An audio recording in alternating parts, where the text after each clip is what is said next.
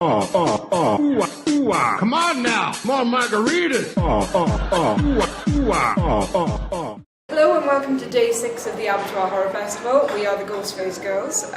We sat through day 5 yesterday, which concluded with the train journey, which was a lot of fun. It was brilliant, I really enjoyed that. Went really well.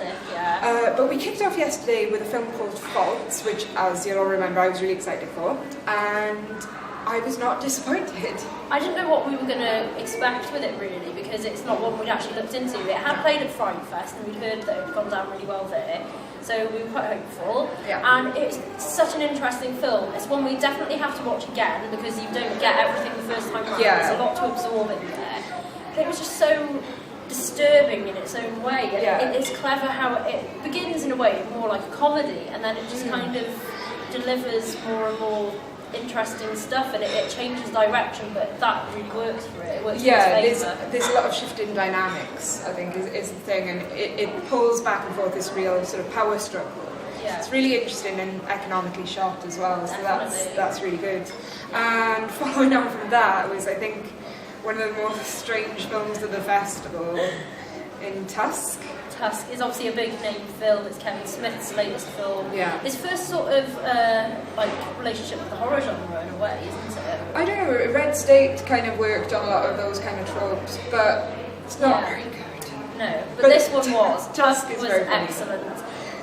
It had Johnny Depp in it, which was quite good, and we didn't realise it was. Well, I didn't realise it was Johnny Depp. Yeah. It was such a strange film though, because it gets under the skin in a weird way. It is laugh out loud comedy.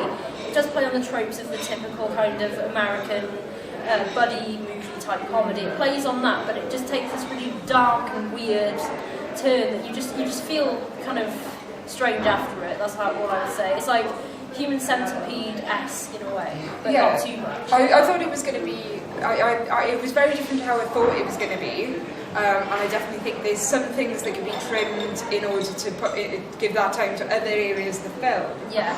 But I still really enjoyed it. Like, I couldn't come out of it saying anything other than I had a lot of fun with that, actually. Yeah, so. I think it was an audience divider, however. I think not everybody loved it as much as we did, so that's quite interesting, and it hasn't made the top 3 yet. Importantly, it was the second only UK screening, which just goes to show how sort of bold Abertoir are with their choices and everything like that, and the fact that they got such a big film is such a big coup for them. It's amazing.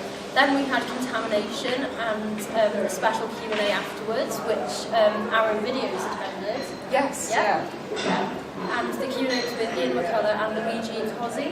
Yeah. And that was absolutely brilliant, really fun Q&A. I enjoyed hearing their stories and how they were surprised that it made the Nasties list, and they didn't get it, because it is literally like a low-budget Alien.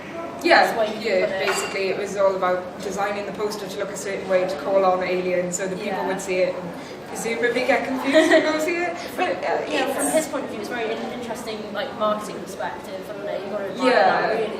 He knew what he was doing. He was a fan of Alien and he decided to make his own version. Yeah. But it was just crazy fun, great effects in it, and and like I said, the Q&A was fantastic, and it's one of those things you only get from festivals, is to get these two people who've probably not seen each other for a long, long time to suddenly sit down and talk about what they did like 30 years ago. It's brilliant. It's very cool. Absolutely brilliant. And then we had the train journey to the Vale of Rheidol. Atmospheric, doesn't even cover it. It was brilliant. We were travelling on the train and we had these people dressed up as ghosts, and they had fire.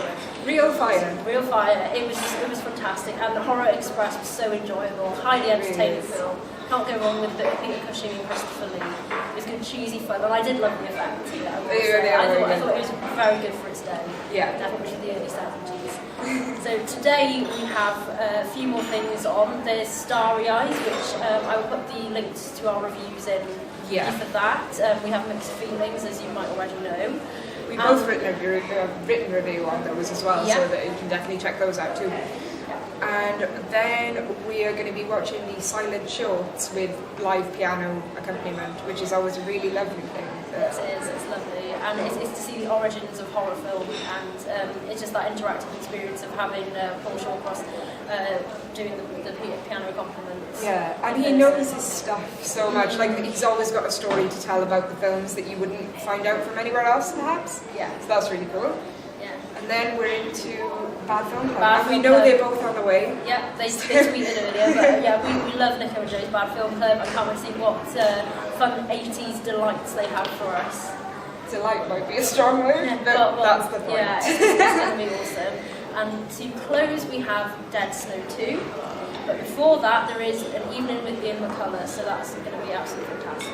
Yeah, he's a great storyteller, as we learned last night, so it'd be nice to get more stories of what he's done tonight. And his views on the horror genre and his contribution to making some interesting Italian horror films. Definitely. We close off with Dead Snow 2, and we're going to leave our link to our review of that as well, because we've already seen it. And then we'll be back in for the closing ceremony and bringing you all the news from that. Who's won, who's lost. And what we enjoyed the most. We're the Ghostface Girls, thank you for watching.